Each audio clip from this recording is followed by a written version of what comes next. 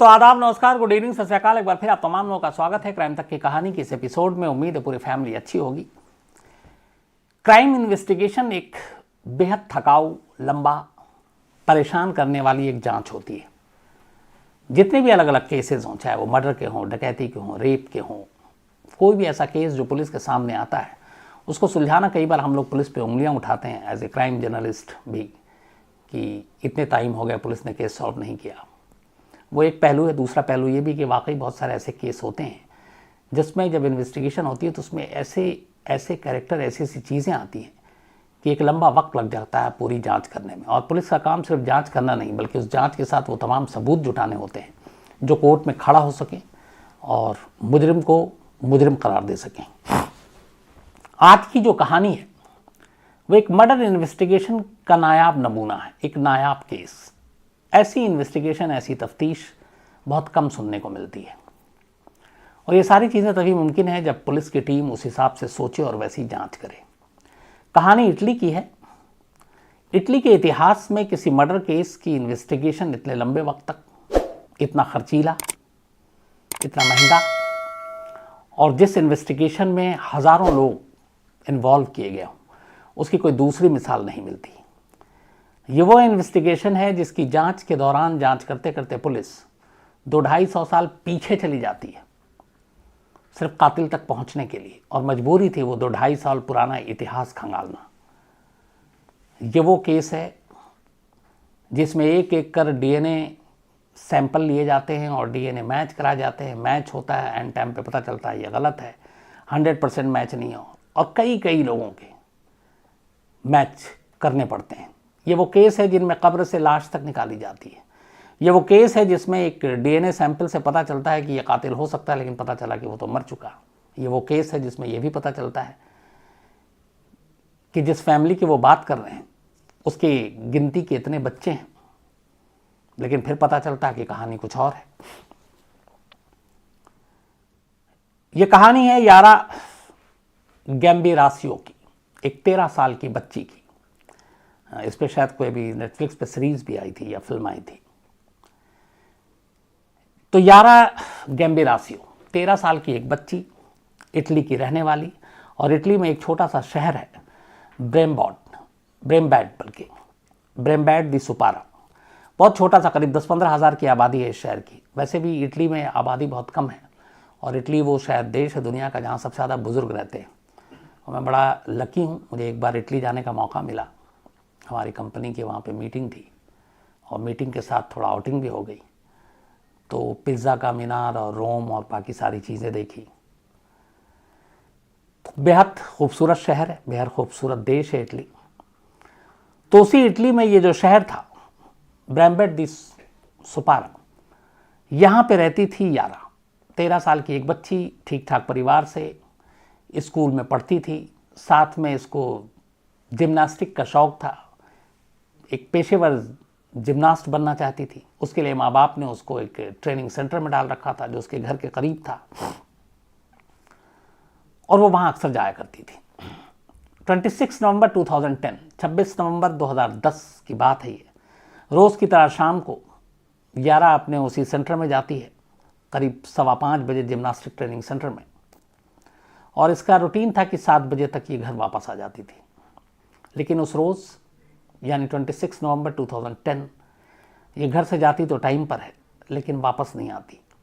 7 बजे तक घर लौटना था, लौटती नहीं है। माँ बाप बहुत अलर्ट थे। 7:10 तक जब वो नहीं लौटी तो यारा के फादर ने जिम्नास्टिक ट्रेनिंग सेंटर में फ़ोन किया और पूछा कि वो कहाँ है। उन्होंने कहा कि वो तो यहाँ पे है नहीं, निकल चुकी है। इस दौरान में यारा का मोबाइल स्विच ऑफ, और जब भी कॉल करते वो सीधे वॉइस मेल पे चला जाता। अब घर वालों को परे अजीब लगा कि कभी ऐसा होता नहीं है। उधर सेंटर में बताया, जिम्नास्टिक सेंटर में, कि वो निकल चुकी है। उन्हें डाउट हुआ। अब सीधे उठाकर 7:15 के आसपास यारा के घर वालों ने पुलिस को फ़ोन कर दिया और कहा कि ऐसे ऐसे उनकी 13 साल की बच्ची न घर पे है, न जिम्नास्टिक सेंटर में है, और गायब है। पुलिस भी फ़ौरन वहाँ पे अलर्ट। छोटा सा शहर, और इस तरह के क्राइम कभी होते नहीं हैं। तो पुलिस की जो टीम थी वहाँ पे, उसको लीड कर रही थी एक 45 ईयर लेडी फीमेल अफसर पुलिस की, जिनका नाम था लेटिजिया रुगेरी। रुगेरी एक तेज तरार अफसर मानी जाती थी। खबर मिलते ही वो फौरन घर पहुंचती हैं, यारा के माँ बाप से पूछताछ करती हैं। उसके बाद अपनी टीम को लेकर वो जिम्नास्टिक सेंटर पहुंचती हैं। जिम्नास्टिक सेंटर जाने के बाद तमाम लोगों से पूछती हैं। सबसे पहले सेंटर के ओनर से बात करती हैं, ट्रेनर से बात करती हैं, बट उन बातचीत से कोई पता नहीं चलता। हालांकि कुछ लोग ये भी कहते हैं कि उन्होंने यारा को एक लाल रंग की गाड़ी में देखा था, 2 लोग उस गाड़ी में थे, लेकिन उस गाड़ी का भी कोई सुराग नहीं मिलता। अब इसके बाद रुगेरी स्पॉट पे खोजी कुत्तों को बुला लेती हैं जो सूंघ कर कुछ पता लगा सके। खोजी कुत्ता आता है सेंटर तक। सेंटर में जहाँ पे उस दिन यारा आई थी उस जगह पे कुत्ता कुछ सूंघता है और फिर वहाँ से निकल पड़ता है। लेकिन अब इसके बाद वो यारा के घर की तरफ नहीं जा रहा, बल्कि वो दूसरे रास्ते पे मुड़ जाता है। और ये जो रास्ता था ये एक और गांव वहाँ पे था जिसका नाम था मापेलो। तो कुत्ता मापेलो की तरफ जाता है और फिर वहीं पे एक जगह जाकर रुक जाता है। इसके आगे शायद उससे कोई सुराग नहीं मिलता। इत्तेफाक से जब पुलिस ने मोबाइल जो यारा का था उसका आखिरी लोकेशन देखा, वो भी मापेलो था, यानी कि कुत्ता बिल्कुल सही जगह पहुंचा था। और शाम 6:49 पे उसका मोबाइल स्विच ऑफ हो गया था और 6:49 पे लास्ट लोकेशन मापेलो था। अब पुलिस को लगा कि यहीं पे कोई सुराग मिलेगा। मापेलो में उसने तफ्तीश शुरू की। एक छोटा सा इलाका। सबसे पहले उसने क्या कि मापेलो में 6:50 के आसपास कितने मोबाइल एक्टिव थे। पता चला कि 15,000 मोबाइल को एक एक करके उन्होंने जांचना शुरू किया कि इनमें कौन सस्पेक्ट हो सकता है, कौन नहीं हो सकता है। 15,000 मोबाइल को खंगाला गया।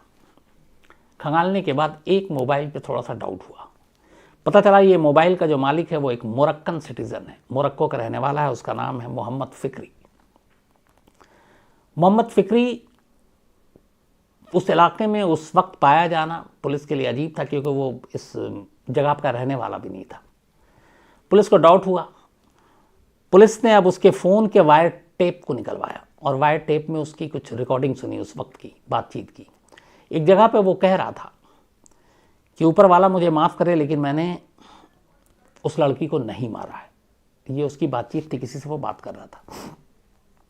अब ये लाइन पुलिस के लिए बड़ी अजीब थी। रुगेरी को लगा कि इस लाइन का मतलब क्या, इसने यारा को मार डाला और ये कह रहा है कि उसने नहीं मारा। अगर उसने नहीं मारा तो किसने मारा।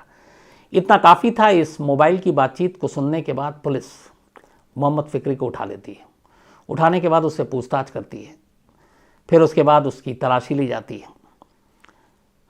उसका एक वैन था, उस वैन को भी पुलिस अपने कब्जे में लेती है। उस वैन में एक गद्दा था, उस गद्दे पे कुछ ब्लड के निशान मिलते हैं। पुलिस को लगता है केस सुलझ गया, लेकिन बाद में पता चलता है कि वो ब्लड सैंपल किसी और का है। और फ़िक्री से जितनी पूछताछ होती है तो पता चला कि वो उस वक्त तो वहाँ था, लेकिन कई और विटनेस थे जिन्होंने देखा कि वो वहीं था और कहीं नहीं गया था। तो जितने भी सबूत थे वो फ़िक्री को बेकसूर साबित कर रहे थे और मजबूरी थी पुलिस की। वहाँ पे भी ऐसा नहीं है कि अपने जैसे बहुत सारे होते हैं कि केस को सुलझाना, किसी को भी अंदर कर दो। तो ऐसा किया नहीं इटली की पुलिस ने। और कोई सबूत जब नहीं मिला, कोई भी लिंक नहीं जुड़ा, तो उन्होंने फ़िक्री को छोड़ दिया, घर जाने दिया। अब इस दौरान में ये केस इटली में हेडलाइंस में आ चुकी थी। एक 13 साल की बच्ची गायब, मिल नहीं रही है। धीरे धीरे वक्त बीत रहा है। उसके तमाम फ़ोटोज़ टीवी पे, अखबारों में, सब जगह चल रहे हैं।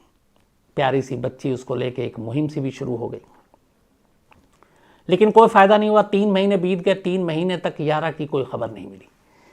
3 महीने के बाद, चूँकि 26 नवंबर की बात थी, फरवरी का महीना आ गया। इसी यारा के शहर से करीब 10 किलोमीटर की दूरी पर एक दूसरा छोटा सा शहर या कस्बा है जिसका नाम है विग्नोलो द इसोला। विग्नोलो द इसोला में एक शख्स रिमोट कंट्रोल वाला प्लेन उड़ा रहा था, छोटा सा। और जब वो प्लेन उड़ा रहा था तो बिल्कुल जब वो नीचे आया तो वहाँ पे झाड़ियाँ भी थी, बड़ा सा मैदान था। उसने देखा कि उस झाड़ी में कुछ जूते नज़र आ रहे हैं और एक कोई इंसान पड़ा हुआ दिख रहा है। वो प्लेन को नीचे लाता है, जाकर झाड़ी के पास देखता है एक लड़की की लाश पड़ी है। वो फ़ौरन पुलिस को खबर देता है। पुलिस मौके पे पहुंचती है। जब मौके पर पहुंचती है तो देखती है कि वहाँ पे एक लड़की की लाश है। लाश लगभग सड़नी शुरू हो चुकी थी। लाश के पास कपड़े थे, आईपॉड था, घर की चाबियाँ थीं, सिम कार्ड थे, मोबाइल की बैटरी थी, लेकिन मोबाइल नहीं था। थोड़ी देर के बाद लाश यारा के घर वालों को दिखाई जाती है और वो शिनाख्त कर लेते हैं। ये सारे सामान यारा के ही थे। यारा का कत्ल हो चुका था। उसके पूरे जिस्म पर अनगिनत चोट के निशान थे, स्टैबिंग के निशान थे, चाकू के। लाश को पोस्टमार्टम के लिए भेजा जाता है।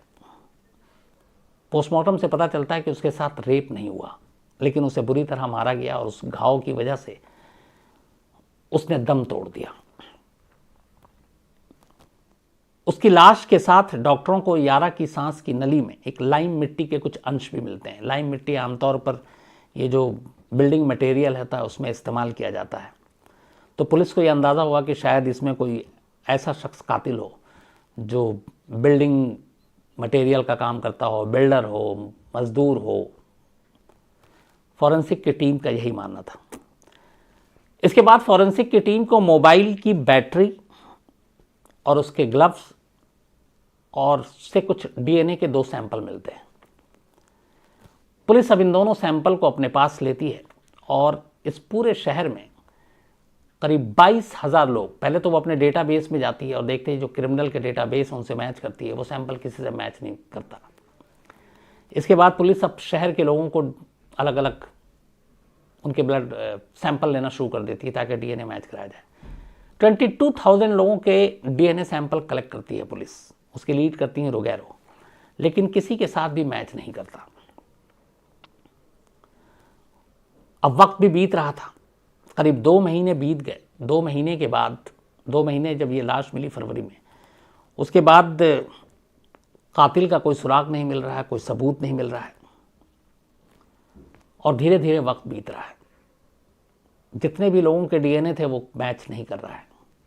इसी दौरान फॉरेंसिक की एक और रिपोर्ट आई।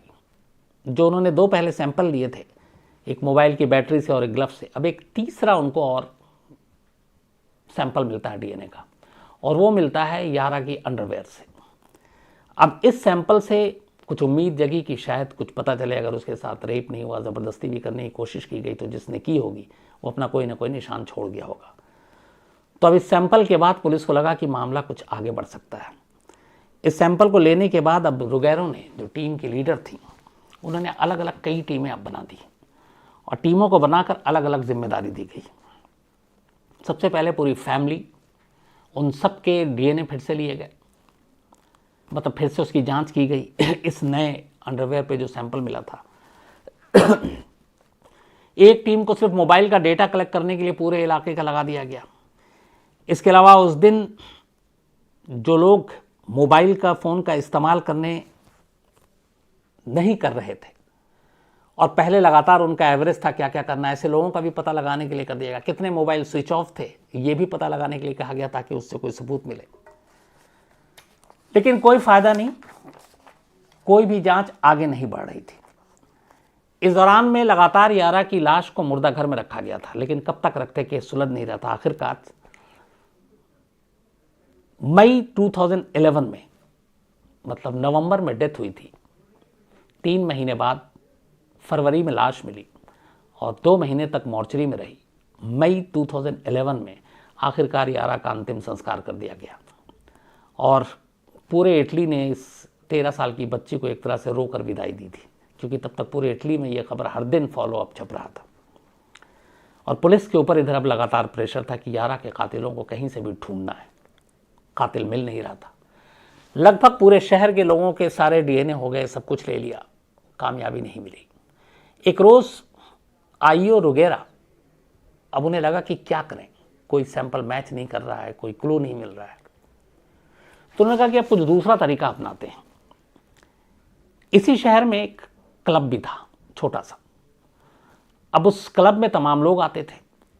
रुगेरा ने तय किया कि इस क्लब में जितने लोग आते हैं अब इन सब का भी ब्लड सैंपल लिया जाए, क्यों हो सकता है इनमें से कुछ बाहर से भी आते हैं, कुछ ऐसे हों जो बच गए हों, और उससे मिलान कराया जाए यारा के उस अंडरवेयर पे मिले सैंपल का।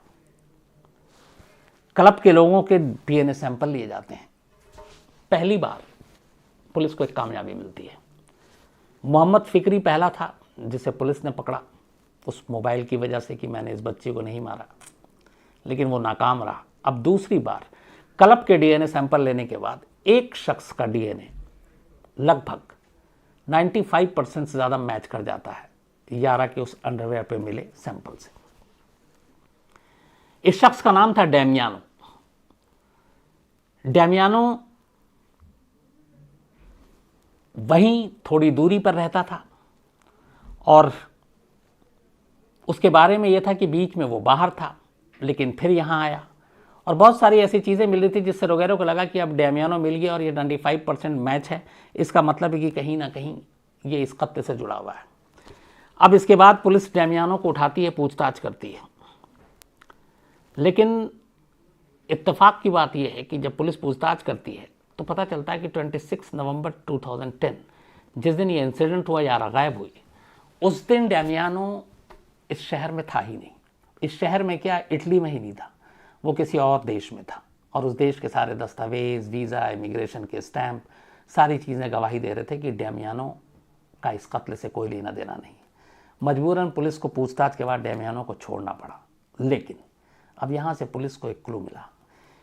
पहली बार ऐसा था कि 95% डीएनए मैच कर रहा था, तो इसका मतलब है डेमियानो ना सही, उसका कोई क्लोज रिश्तेदार, क्योंकि डीएनए फैमिली के बड़े मिलते जुलते हुए, तो अगर डेमियानो का ना मिला तो इसकी फैमिली का ज़रूर किसी ना किसी से मिल सकता है।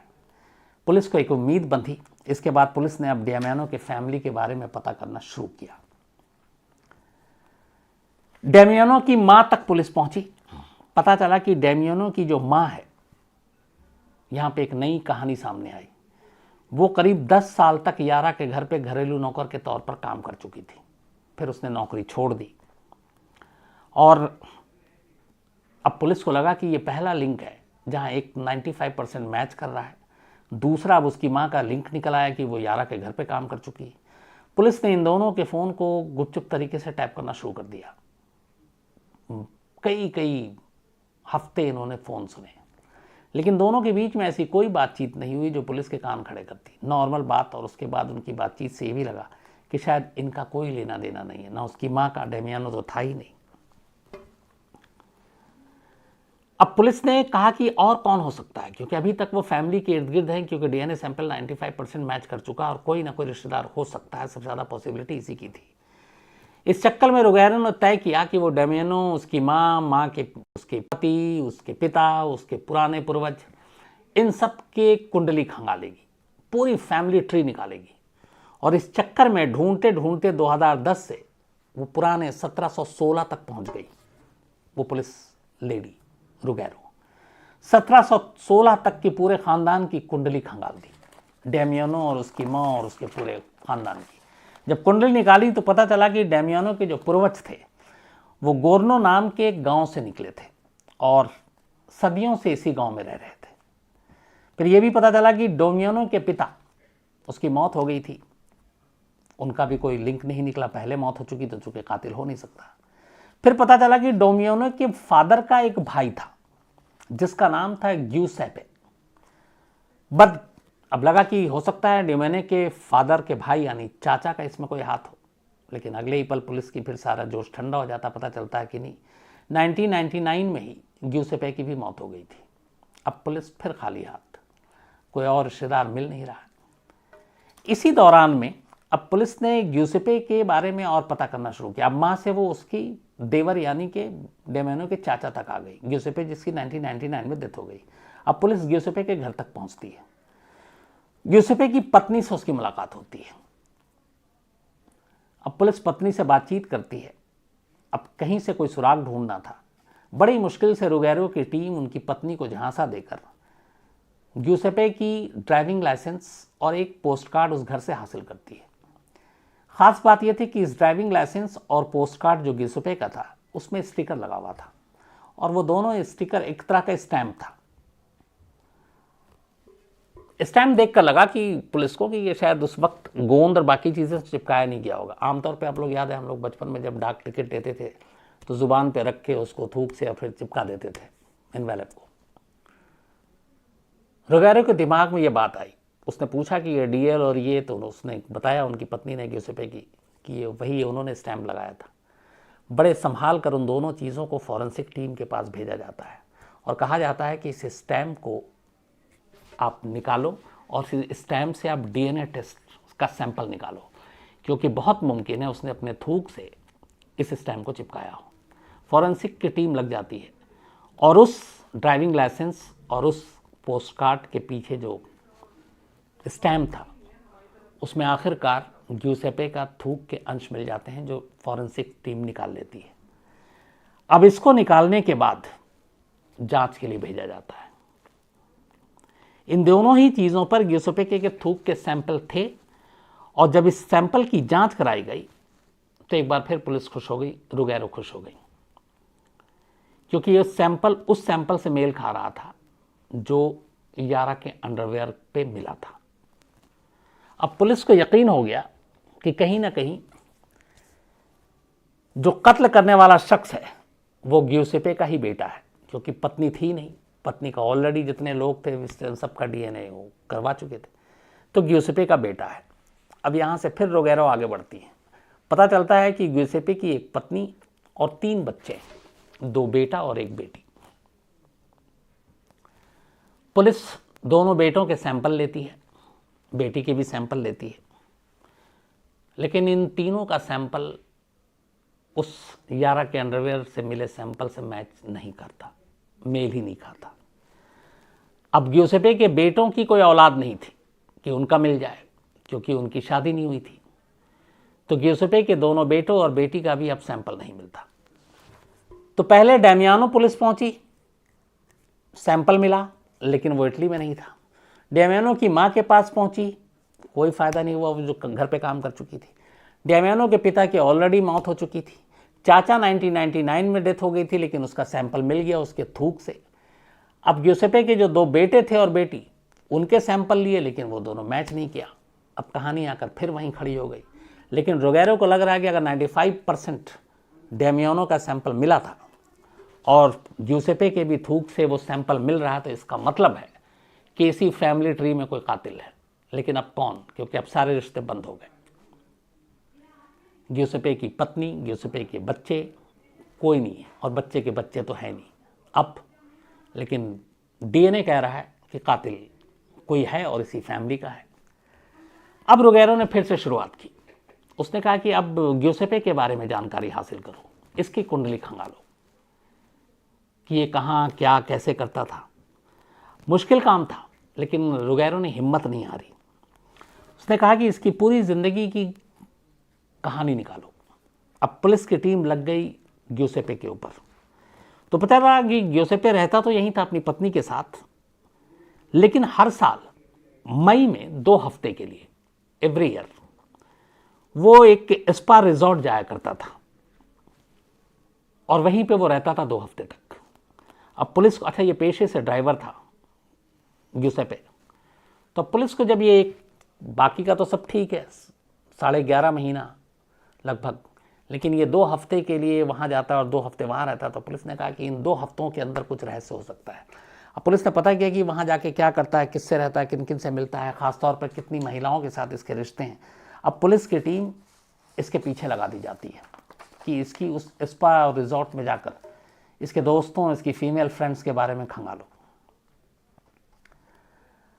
अच्छा, इस दौरान अब पुलिस को यह भी था कि है तो कातिल फैमिली ट्री से, लेकिन सिर्फ थूक के इस बिना पर कल को कोर्ट में किसी को पकड़ के पेश करते हैं तो अदालत भी शायद कहे कि इसके बिना पे नहीं होगा, तो पूरा पुख्ता चाहिए था डीएनए सबूत। फिर पुलिस, रोगेरो की टीम अदालत जाती है, अदालत से परमिशन लेती है और ग्यूसेपे की कब्र की खुदाई करती है और उसकी लाश से फिर वो डीएनए के सैंपल लेती है।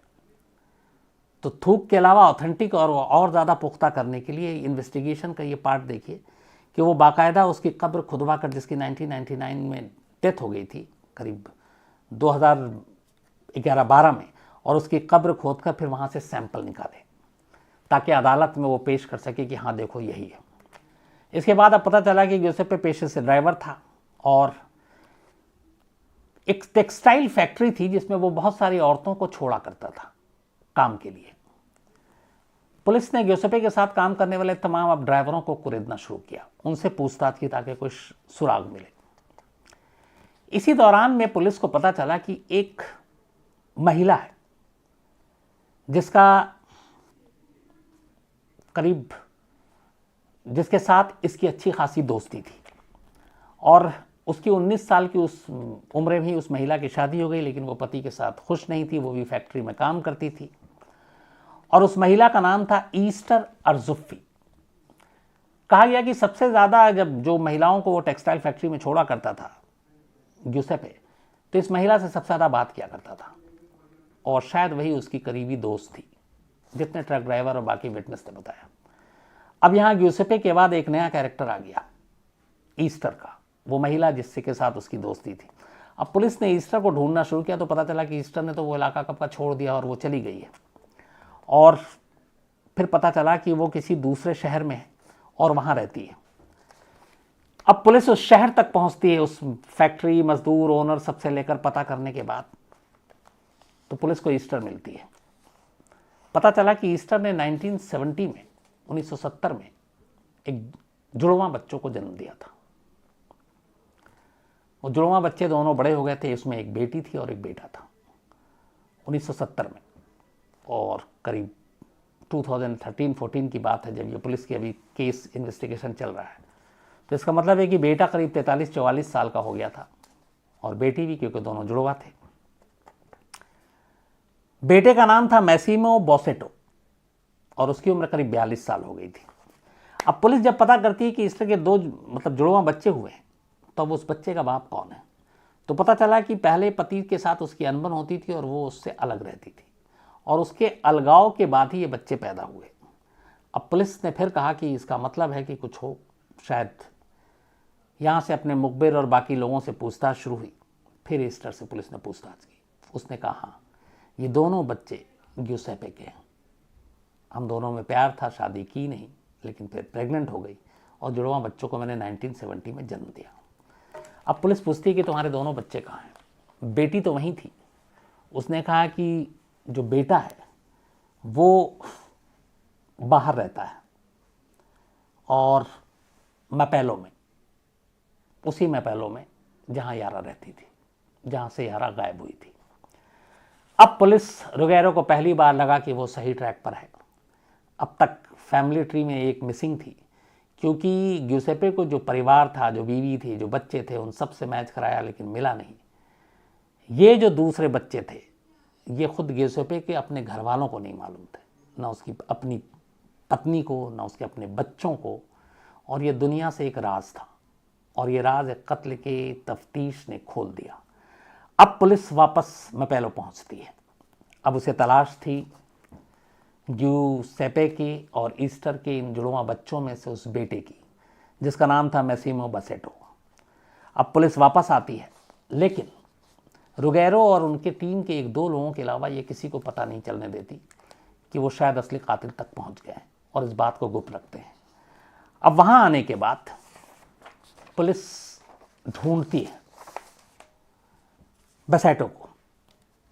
बसेटो उन्हें मिल भी जाता है, लेकिन पुलिस चाहती नहीं थी कि, एक तो बहुत डिले हो गया, बहुत सारे लोगों के डीएनए सैंपल टेस्ट हुए, बड़े पुलिस पे हाँ लोग हंस भी रहे थे कि कैसे पकड़ें, क्या करें। रुगेरो को दिमाग में एक आइडिया आया। 15 जून 2014, 15 जून 2014, 10 का मामला था, लगभग 4 साल हो गए।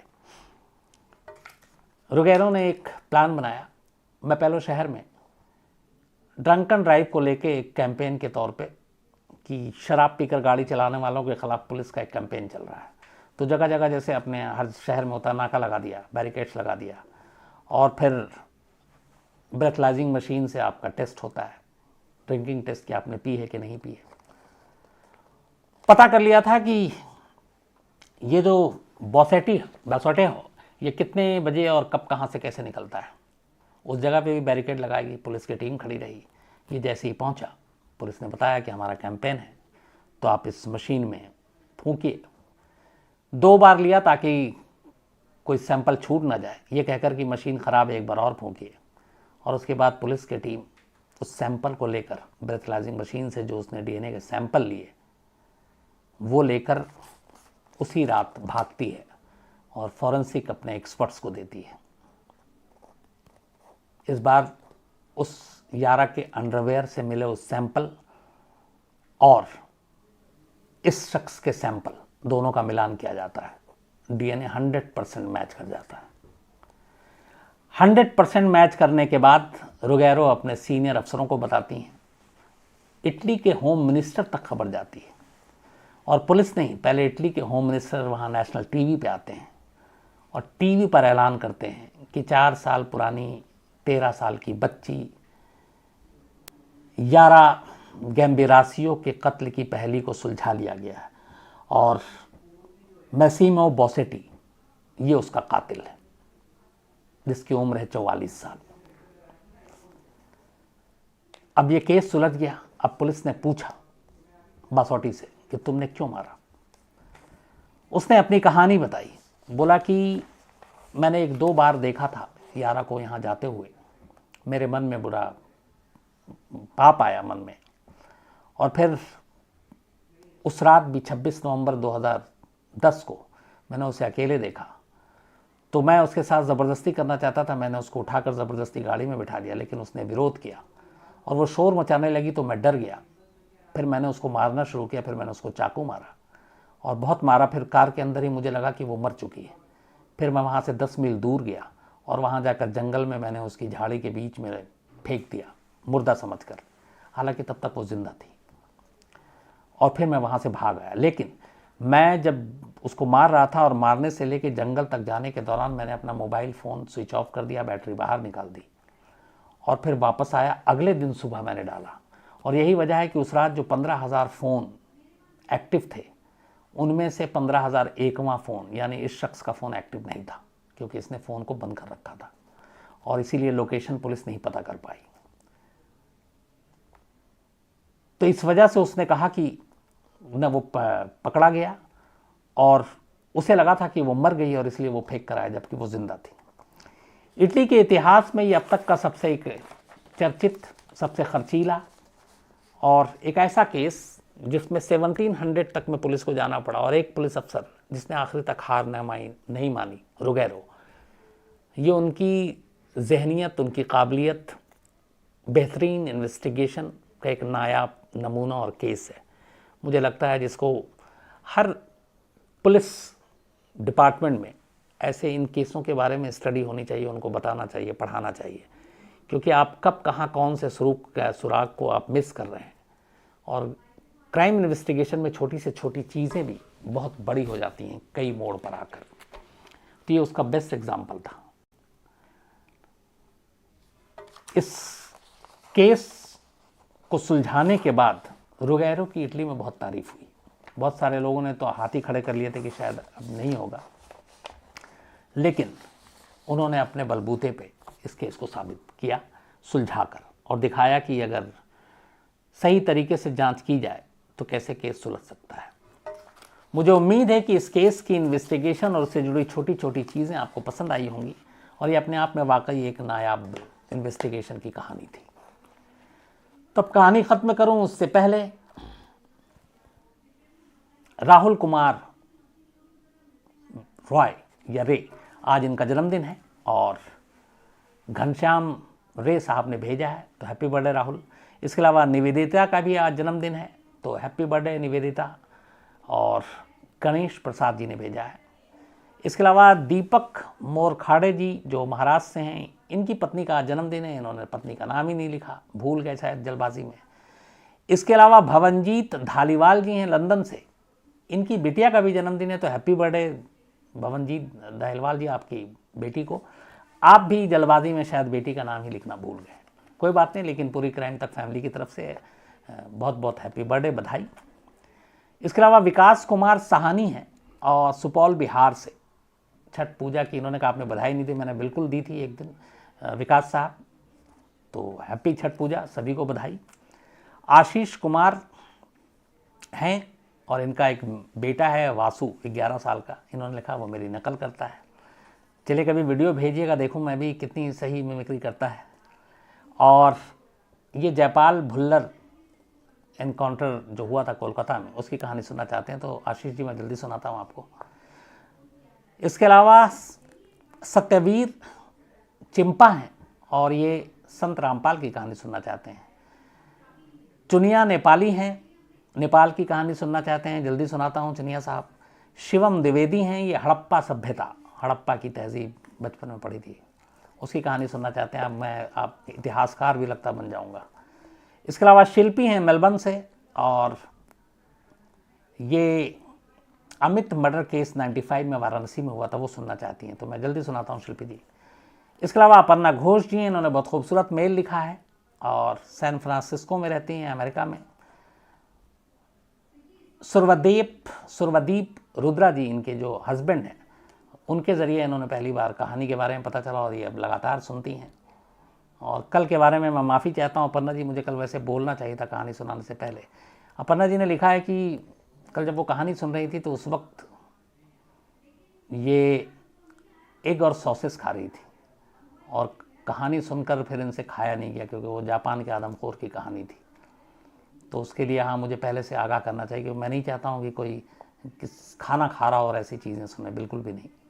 इनका कहना है कि इनके 2 बच्चे हैं, अंग्रेज़ी ठीक से नहीं समझते हैं, लेकिन मुझे क्राइम अंकल करके बुलाते हैं, अच्छा नाम है, तो उनको मेरा हाय बोलिएगा आप Aparna ji, thank you very much. इसके अलावा अशफाक शेख हैं, पुनिल कांता हैं, और इनका कहना है कि आप जो भी कहानी में बोला करें नंबर इंग्लिश में बोला करें, हिंदी में नहीं। आपने सही कहा, कई और लोगों ने कहा था। मणिपुर से हैं पुनिल जी, तो मैं ज़रूर आप नंबर सारे इंग्लिश में ही कहा करूँगा। किरण सिंह परमार हैं, और कहते हैं आपकी सारी कहानी सुन ली, हाथ बीच में टूट गया तो लगातार और भी सुनी, आप जल्दी अच्छे हो जाएं, आपका हाथ भी ठीक हो जाए किरण साहब, यही दुआ है। डॉक्टर नवनीत किशोर हैं दिल्ली यूनिवर्सिटी से, और ये सतनाम सिंह चीमा और पीलीभीत जंगल में जो 29 लोगों की मौत हुई थी 1991, ये दोनों कहानी सुनना चाहते हैं। मैं डॉक्टर नवनीत किशोर जी, वादा है आपसे जल्दी सुनाऊंगा। इसके अलावा कुलदीप सिंह हैं, प्रेरणा राव हैं, इन्होंने थैंक यू कहा है कहानी के लिए, थैंक यू वेरी मच प्रेरणा जी आपके सुनने के लिए। राज मोराबिया हैं, और ये कच्छ से हैं। कल की जापान की कहानी के बुक का नाम जो उसने लिखा था एशियन है, उसका नाम मैं आपको पता करके बता दूंगा, भूल गया इस वक्त। इसके अलावा बिलाल अरीब हैं, और ये इनका कहना था कि पार्लियामेंट अटैक में जो स्पेशल ऑप्स में दिखाया था छठे टेररिस्ट का एंगल, वो कितना सही है। तो मेरी जहाँ तक जानकारी है और जो मैंने कवर किया, जो रिपोर्टिंग की, उसमें 5 ही थे, 5 के 5 पार्लियामेंट के अंदर मारे गए। जो बाकी उनके हैंडलर थे, मास्टरमाइंड थे, वो पाकिस्तान में हैं, बैठे हुए हैं। यहाँ पे छठा कोई आया था कि नहीं, इसके बारे में कभी कोई क्लियर नहीं हुआ। तो आज इतना ही। उम्मीद है आज की कहानी आपको पसंद आई होगी। क्राइम तक वेबसाइट भी आप लोग ज़रूर पढ़ें, crimetक.in पे जाएं, उसको पढ़ें, पसंद आए बताइए, जहाँ पे गलत लगे वो भी बताइए। अपना ख्याल रखिए, अपनों का ख्याल रखिए। कल रात 9 बजे मिलेंगे किसी नई कहानी के साथ, तब तक थैंक यू वेरी मच।